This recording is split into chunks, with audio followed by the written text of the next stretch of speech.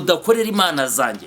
Saduraka na Meshaki na Abedinego bahagara imbere y'Umwami baramubwira ngo wikirirwe utwinginga, Imana yacu twizeye ifite ubushobozi bwo kutuzimiriza umuriro wacanye, kandi naho itawuzimya, naho itadukiza amaboko yawe, nta cyatuma tutayiringira, tuzapfa tuyizeye.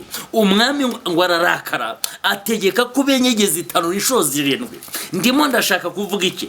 Baryenyegezaga, barimo baryenyegeza inshuro ya mbere, inama yo mu ijuru yateranye irimo ivuga ngo dore abahungu bamvuga neza. Uwiteka arimo aganira na Kristo avuga ngo ninde warengera aba bana? Imana data wa twese. Yesu aramubwira ati humura nagezeyo, nge nagezeyo. Ndimo ndashaka kukubwira ko ikibazo cyawe Yesu yakigezemo, ikibazo cyawe gituma ujugunya amahoro Yesu yakigezemo, Yesu yakinjiyemo, Yesu akirimo. Aje kugira ngo uyu muriro bacanye ugomba kubatwika, uyu muriro bacanye ushobora kubahitana, uyu muriro bacanye nibo bawicaniye mu buryo bumwe. Ariko ndashaka kukubwira iki? Bari bazi kurangiye, bari bazi ko bagushoje, barakugambaniye bagira ngo barabikoze, barakurwanyije bagira ngo barabikoze, baraguhize bagira ngo barabikoze. Ariko umva iki ijambo ry'Imana rimbwira: Imana izimya umuriro mu izina rya Yesu. Barawucanye bagira ngo uri bwake, barawucanye bagira ngo uraguhitana, baragucanye. Reka nyivuga ngo Imana ikuzimiriza umuriro, nibutsa andi makuru. Ijambo ry'Imana riramubwira ngo ubwo Eliya yari ku musozi w'i Karumeli, abakoreraga Bayali 450 baraje bacana umuriro wo kugira ngo batwike igitambo. Ariko bawucana, bari basanzwe bawucana ukaka. Muvandimwe, izi mbaraga tuvuga ni imbaraga zisanzwe zikora, ni imbaraga zizwi mu bantu, zirazwi.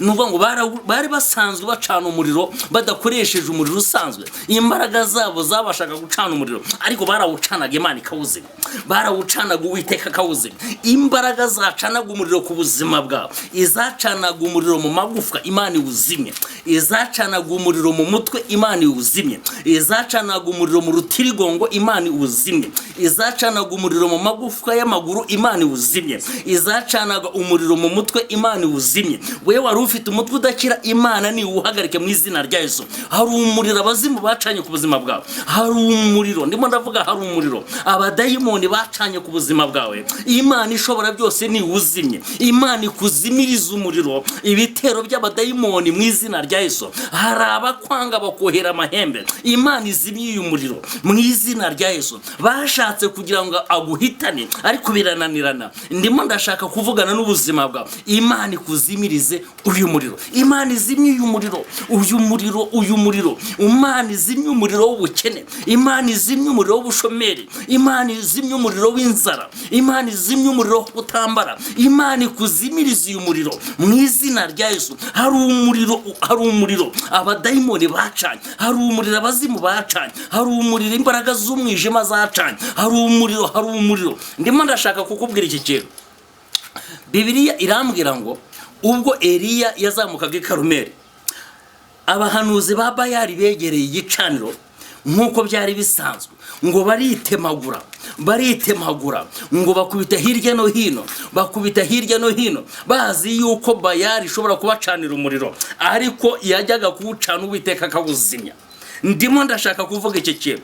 Ubwo Saduraka na Meshaki na Abedinego bari bahagaze imbere y'Umwami, benyegeje 5 inshuro 7, barawenyegeza urushaho kwaka. Ariko ababateruye babahambiranye amafurebo yabo, ababahambiranyije kubera itegeko ry'ikubagaho, umuriro warabasumiye urabahitana. Ndimo ndashaka kuvuga iki kintu gikomeye. Imana ishobora byose, ibyari bigusumiye, ibyari birimo bikuboha, Imana ishobora byose ni ibihitane mu izina rya Yesu. Umuriro Imana icanye ku buzima bwawe nuhitane izi mbaraga zakurwanyaga. Bibiliya ivuze iki rero? Ngubwo babajugunyaga mu itanura mo imbere, basanze Yesu yawujimije, basanze Yesu yajimije uyu muriro. Ndimo ndashaka kuvugana nawe muvandimwe, inshuti yanjye. Imana ishobora byose yitavuga nk'abantu, Imana data wa twese itareba nk'abantu, Imana nyiri cyubahiro itavuga nk'uko abantu bavuga, Imana ishobora byose yaremye ijuru n'isi, igatandukanya isi n'umwijima, igatandukanya umucyo n'umwijima.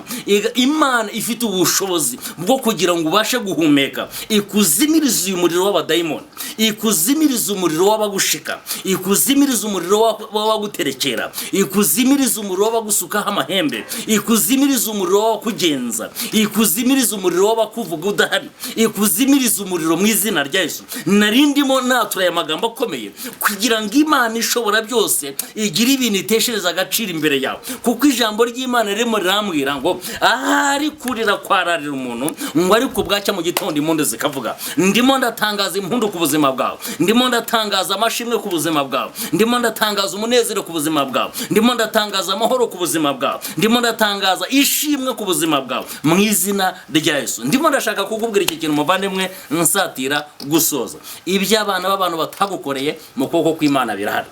Iby'abana b'abantu batagukoreye Imana ibigukoreye, ikuzimiriza umuriro abana b'abantu bacanye mu izina rya Yesu. Shalom shalom. Yari Ntambara Emmanuel, Imana iguha umugisha mwinshi mu izina rya Yesu.